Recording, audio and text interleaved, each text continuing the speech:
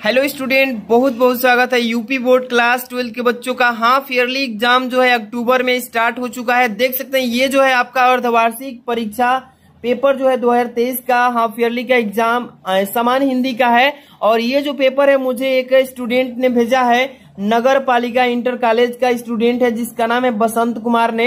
देखिए, अगर आपका भी हाफ ईयरली का एग्जाम नहीं हुआ है तो हो सकता है कि इसमें से काफी क्वेश्चन आपके हाफ ईयरली पेपर में मिल जाए, क्योंकि इस वीडियो में इसका सोल्यूशन भी देखने वाले हैं।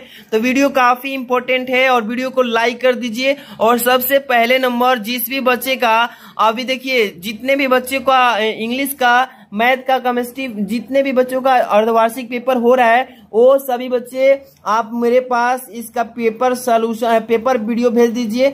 मैं इसका क्या करूंगा कि सॉल्यूशन करके अपलोड कर दूंगा। 630 और देखिए नंबर बोल रहा हूँ 630 791 2241 पर इस नंबर पे आप व्हाट्सएप करके साफ साफ क्लीन फोटो भेज दीजिएगा। मैं इसका वीडियो सोल्यूशन के साथ अपलोड कर दूंगा। ओके, चलिए आज के इस पेपर को जरूर लगा लीजिएगा। 100% क्वेश्चन इसी में से टकराएंगे। देखिए यहाँ पे अर्धवार्षिक परीक्षा 2022-23 कोड लिखा है पेपर का। यहाँ पे PP 1C पूर्णांक जो है 100 मार्क्स का रखा गया है। ये पेपर समय 3 घंटे 15 मिनट इसमें भी मिला है। सामान्य हिंदी का पेपर है। चलिए यहाँ से खंड क से स्टार्ट करेंगे। एक एक क्वेश्चन को अच्छे से देखेंगे। देखिए यहाँ पे क्या लिखा है खंड क से। जो भी बच्चे वीडियो को लाइक नहीं किए लाइक कर दीजिएगा ताकि आपको पूरा अच्छे से तैयारी यहाँ पे कराया जाए। चलिए पहला नंबर क्वेश्चन लिखा है क नंबर कि फोर्ट विलियम कॉलेज कहाँ स्थित है। और थोड़ा सा पेपर थोड़ा क्लीन नहीं भेजा गया है, लेकिन आप लोग फोटो साफ खींचकर भेजिएगा ताकि साफ दिखे।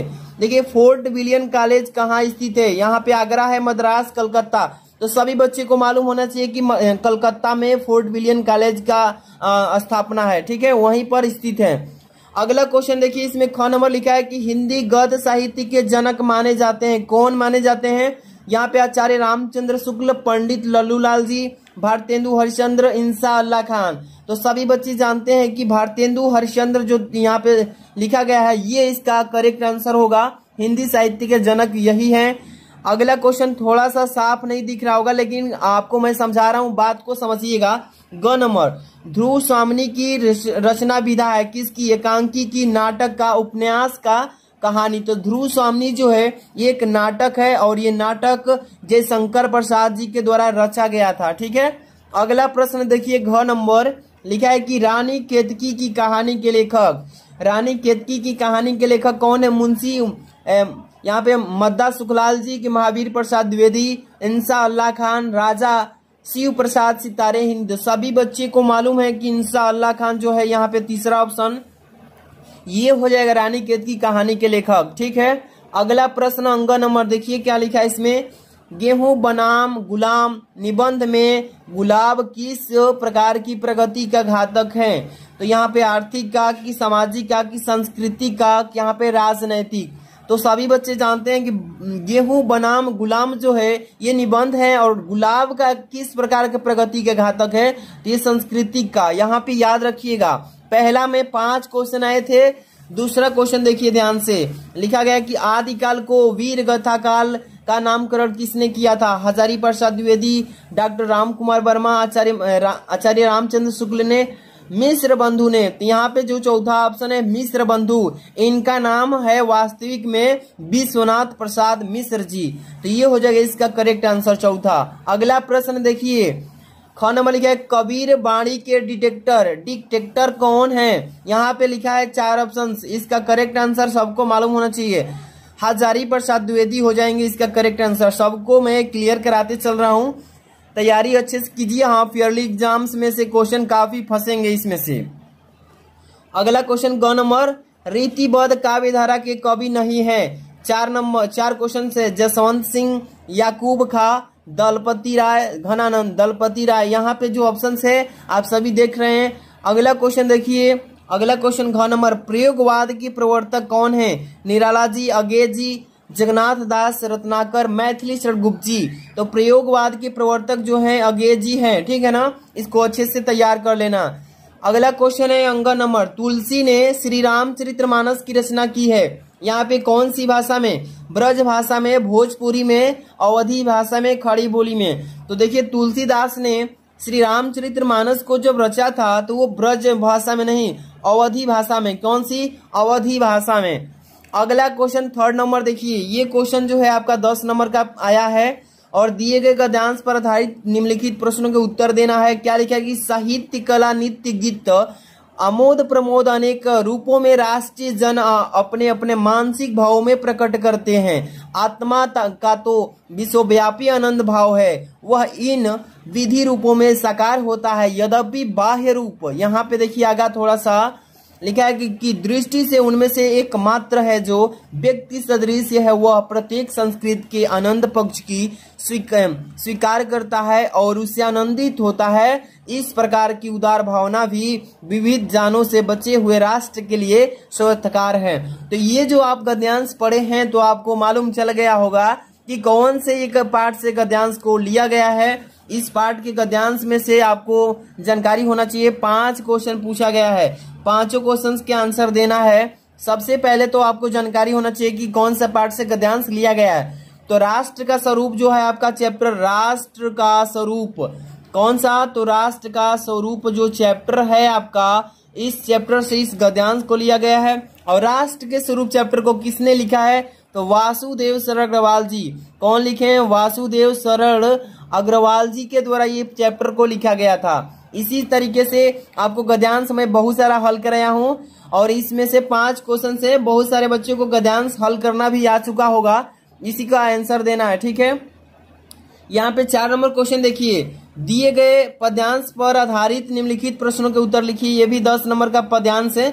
लिखा क्या है कि दुर्बलता का ही चिन्ह विशेष शपथ है, पर अबलजान के लिए कौन सा पथ है? यदि मैं उकसाई गई भारत से होऊं तो पति समान ही स्वयं पुत्र भी होऊं।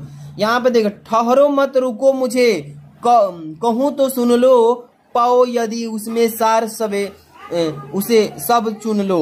करके पहाड़ सा पाप मैं रह जाऊं, राई भर अनुताप करके पाऊं। तो आपको ये ट्रिक समझ लेना है कि किस चैप्टर से इस पद्यांश को दिया गया है। तो यहाँ पे देखिए अनुताप लिखा है ना, तो आपको एक ट्रिक लगा होगा कि कैकेयी के अनुताप, जो आपका पाठ है कौन? कैकेयी के अनुताप। कैकेयी के अनुताप वाला चैप्टर से इस पद्यांश को लिखा गया है। और इसको कौन लिखा है? तो मैथिली शरण गुप्त जी। उस चैप्टर को कौन लिखे हैं? तो मैथिली शरण गुप्त जी के द्वारा ये जो है आपका पद्यांश का चैप्टर लिखा गया है। इसमें भी 5 क्वेश्चंस दिए रहेंगे, आपको 5 को हल करना होता है। और मैंने पद्यांश हल करना भी बहुत सारा सिखाया है। वीडियो के डिस्क्रिप्शन में लिंक दे दिया हूं, जाकर के बहुत अच्छे वीडियोज को देखिएगा। यहाँ से देखिए 5 नंबर क्वेश्चन क लिखा है कि निम्नलिखित में से किसी एक लेखक का साहित्यिक परिचय देते हुए उनकी कृतियों का उल्लेख कीजिए। 5 नंबर का वासुदेव सरल Agarwal, doctor APJ Abdul Kalam, doctor Hazari Prasad Dwivedi. तो इनमें से सभी में से मैं 2 का जीवन परिचय लिखवा दिया हूं बहुत ही अच्छे बेस्ट तरीके से। अब वीडियो को डिस्क्रिप्शन में लिंक दे दिया हूं, चेक करके अच्छे से तैयार कर लेना। अगला है ख नंबर, निम्नलिखित में से किसी एक कवि का साहित्यिक परिचय देते हुए उनकी प्रमुख रचनाओं का उल्लेख कीजिए। ये भी 5 नंबर का। जयशंकर प्रसाद, रामधारी सिंह दिनकर, महादेवी वर्मा, इनमें से किसी एक का आपको जीवन परिचय साहित्यिक परिचय देना है। इनका भी मैं बहुत अच्छे से तैयारी करा दिया हूँ, जीवन परिचय जाकर के चेक कीजिएगा डिस्क्रिप्शन।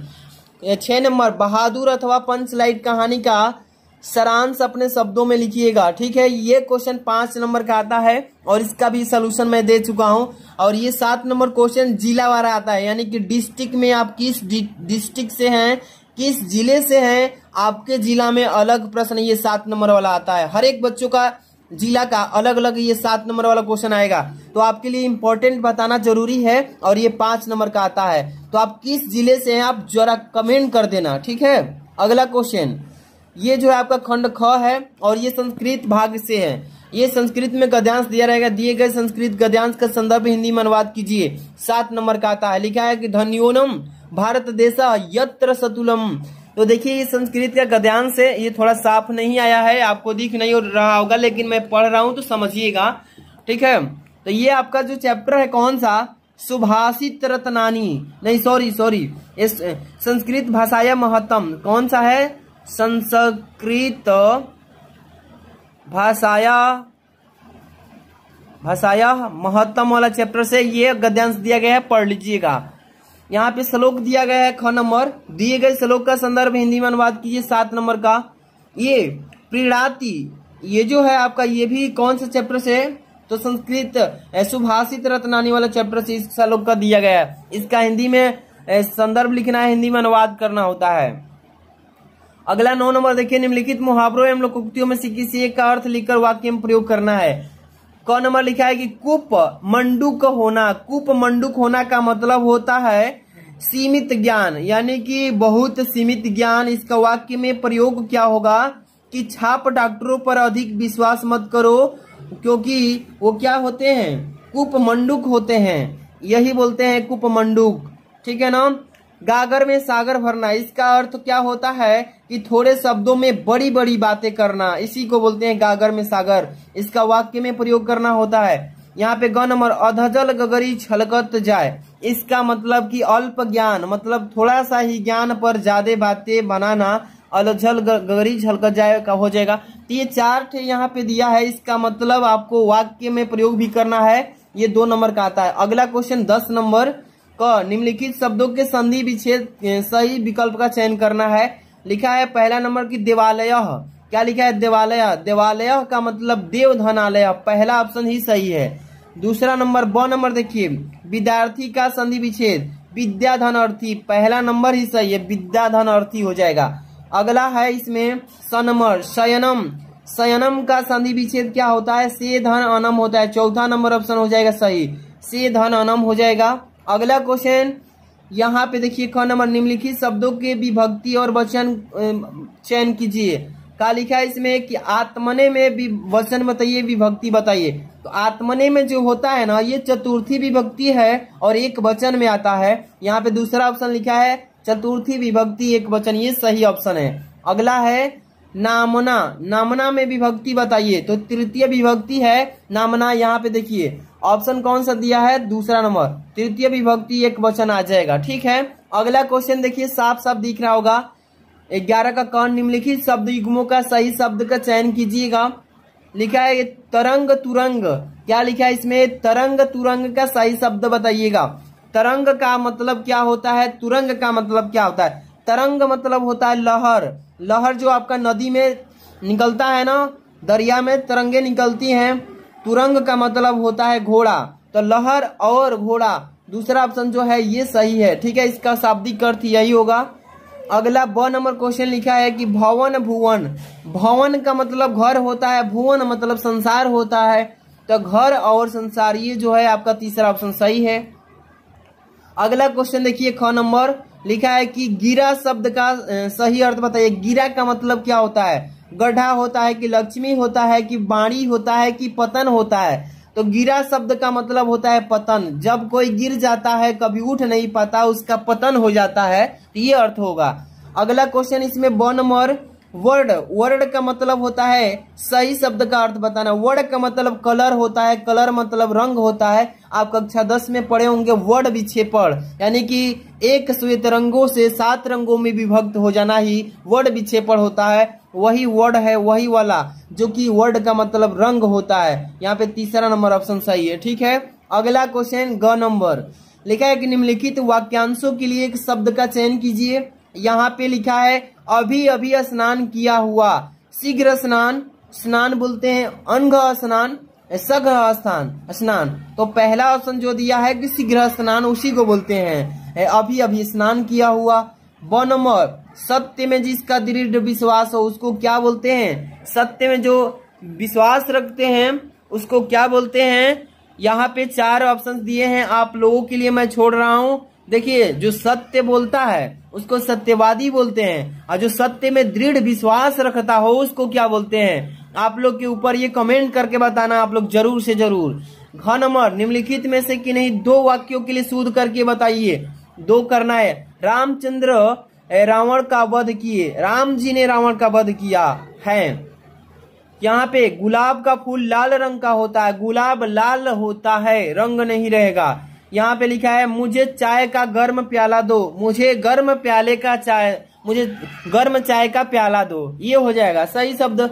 अगला क्वेश्चन 12 का क, हास्य अथवा शांतरस का स्थायी भाव उदाहरण सहित बताइए। यमक अथवा श्लेष्म अलंकार का लक्षण उदाहरण सहित बताइए। दोहा अथवा चौपाई छंद का, ये जो है क्वेश्चन 12 नंबर वाला, ये 6 नंबर का तीनों मिलके आता है और 100% पेपर में जो अभी आया है ये ना यही आएगा, गारंटी है। आप देख लीजिएगा, आप इसको तैयार कर लेना, यही 100% आएगा। अगला क्वेश्चन 13 नंबर, अपने नगर के नगर पालिका अध्यक्ष को पत्र लिखिए जिसमें नगर या घर के आसपास फैली गंदगी की सफाई की शिकायत की गई हो। इस पर आपको 6 नंबर का पत्र लिखन आता है और इस पर मैं वीडियो बना चुका हूं, आप देख सकते हैं। बहुत सारे बच्चों ने इसको देखा है, देख रहे हैं ना, देख लीजिए, बहुत सारे बच्चों ने देखा है, आप भी जाकर के चेक कीजिएगा। यहाँ पे अथवा में भी दिया है, किसी बैंक प्रबंधक को चिकित्सा हेतु शिक्षा ऋण की प्राप्ति के लिए आवेदन पत्र लिखना है। इस पर भी मैं वीडियो बना चुका हूं, तैयारी जबरदस्त कीजिए।